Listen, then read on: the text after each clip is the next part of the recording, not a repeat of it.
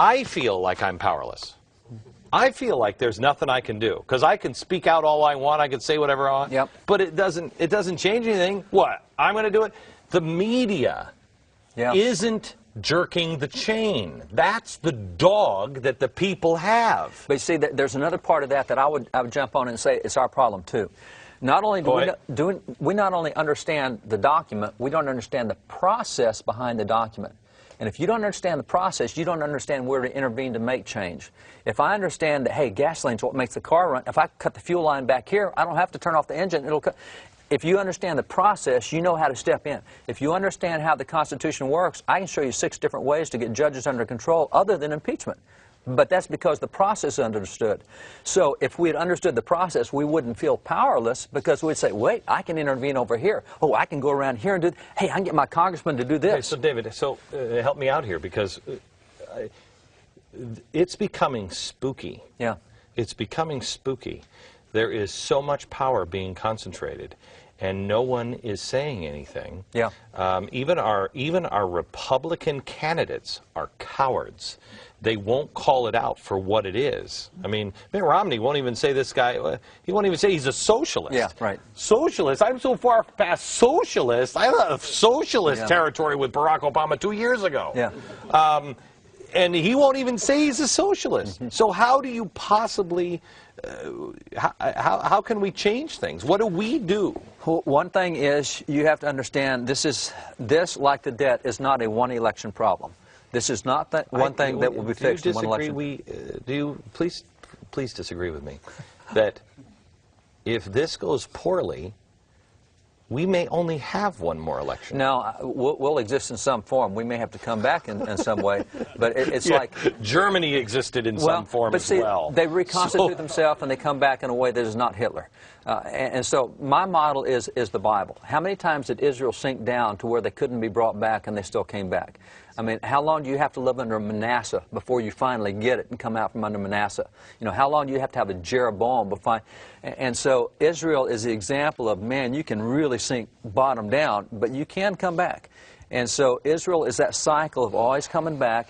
And I've got a biblical example. Yeah, America can come back. Now, the problem is, how much do we want to enjoy all the pain that goes with living under Pharaoh before you get out of Egypt? I think there's so much pain coming. Even if we turn right now, there's pain coming. And that's why I say it's not a one-election thing. Let's say we get everybody we want in the election, we get the House, we get the Senate. I'm sorry, we've already had this battleship going a long time in this direction. We're not going to turn it in one election. We've got a lot of economic stuff we have to deal with. We've got a lot of cultural stuff. We've been loading up the schools with indoctrination. We've got a lot of kids. I mean, we're looking at 60% of kids that go to college have to go through the first 2 years of remediation in college. And then college is nothing but indoctrination anyway. I mean, even if we get everything right in politics, we're still looking at a 20-year cultural change to get everything back. So this is a crucial election because it'll accelerate that process, or we can start slowing the process. But if we think that any election is going to be the fix of something, we're nuts. I mean, it just won't be. Yeah, there's no way to, there's no happy ending, you know. Well, there's no happy transition here. There's no easy transition. Yeah, there's no. Yeah. It's not. I don't think there's a happy transition. I think we can. Yeah, we're going to have. There can be if all of a sudden we all have Jesus in our hearts, and we're all like, brother, come on, we can do it. Pick yourself up, and we're going to do it together. We're not going to look at. Okay, we can make it happy. We can all have a song in our hearts, but it's going to suck doing it. Right? No question. Right. Because you still, you know, you can be God's people, but you'll still be living under slavery under Pharaoh. But we don't have, you know, the thing is, and we're going to talk about this here in a few minutes, you have to have the moral fiber. That's right. That's it. You have to have, and we're going to talk about this, I think we're going to talk about this later with you, with Ben Franklin and George Washington. Yes. Benjamin Franklin laid out a plan of basically how to be rich. I think it was called that, wasn't it? Well, we reprinted it and called it The Way to Wealth. That's not what he called it. What did he call it? He has actually 3 writings we'll cover in a little bit.